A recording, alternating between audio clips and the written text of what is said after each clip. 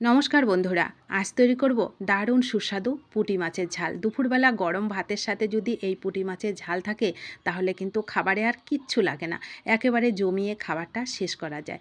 তো আপনারা তো সবাই এক এক রকমভাবে তৈরি করেন, তো আমি কিভাবে তৈরি করি খুবই কম মশলায় সেটাই আজকে আপনাদের সঙ্গে শেয়ার করব। এক একজনের রান্নার ধরন কিন্তু এক এক রকম হয়, একটুখানি মশলার হেরফেরেও কিন্তু খাবারের স্বাদ অন্যরকম হয়ে যায়। তো আশা করি বন্ধুরা আপনাদেরও ভালো লাগবে। ভালো লাগলে একটা লাইক দিয়ে পুরো রেসিপিটা একটু দেখার জন্য অনুরোধ করছি।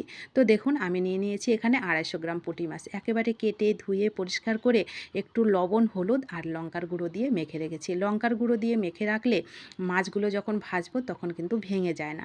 লঙ্কার গুঁড়ো, একটু কাঁচা তেল অবশ্যই দেবেন, দেখবেন আপনাদের মাছ ভাজার সময় কোনো মাছ কড়াইতে লেগে যাবে না।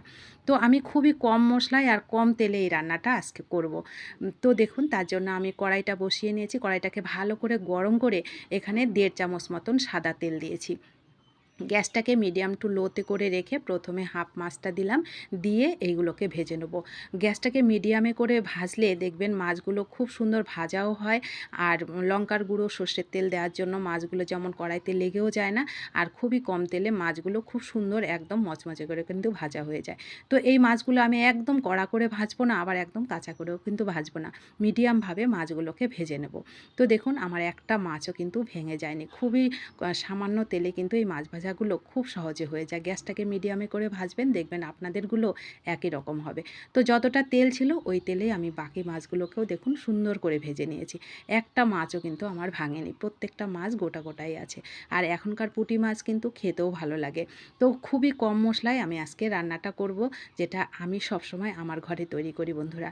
আপনারা আপনাদের মতন করেন, আমারটাও একটু দেখে নেবেন, দেখবেন এইভাবে তৈরি করলেও খেতে কিন্তু দারুণ লাগে।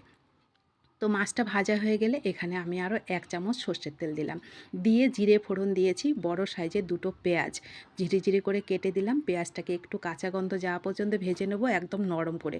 পেঁয়াজটা অবশ্যই একটু নরম করে ভাজবেন, তাহলে দেখবেন পেঁয়াজটা খুব সুন্দর গলবে আর রান্নার পরে খেতেও কিন্তু ভালো লাগে।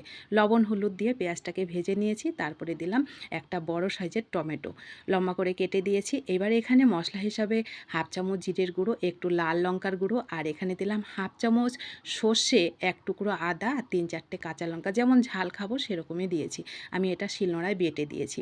তো এইবার আমি এখানে একটু জলও দিয়ে দিলাম, একটু স্বাদের ব্যালেন্সের জন্য 2 দানা চিনি দিলাম। এইবার মশলাটাকে আমি ভালো করে কষিয়ে নেব। গ্যাসটাকে কিন্তু আমি পুরো রান্নাটা মিডিয়াম টু লোতে করেই রান্নাটা করছি। যেহেতু আমি কম তেলে কম মশলায় করছি, গ্যাসটাকে মিডিয়ামে করে রেখে এইভাবে ঢেকে ঢেকে মশলাটাকে কষিয়ে নিলে দেখবেন মশলাটাও খুব সুন্দর কষানো হয়। আবার কিন্তু এই যে টমেটো, পেঁয়াজ, মশলা খুব সুন্দর মানে এর সঙ্গে সেট হয়, আর খেতেও ভালো লাগে কিন্তু। মশলাটা অবশ্যই একটুখানি জল দিয়ে এইভাবে কষিয়ে নেবেন, গ্যাসটাকে মিডিয়াম টু লোতে করে রেখে, দেখবেন খুব সুন্দর মশলাটা কষানো হবে। আর মশলাটা যত ভালো কষানো হবে খাবারের স্বাদটা কিন্তু তত বেশি ভালো হয়। তো আমি 2 বার ঢেকে দেখুন এটাকে রান্নাটা করে নিয়েছি। মশলাটাও কষানো হয়ে গেছে, টমেটোটাও কিন্তু নরম হয়ে গেছে। আমি খুন্তি দিয়ে একটু টমেটোটাকে, পেঁয়াজ টমেটো একসঙ্গে মিশিয়ে দিয়েছি। এইবার আমি এখানে হালকা একটু গরম জল 1 বাটি মতন দিয়েছি।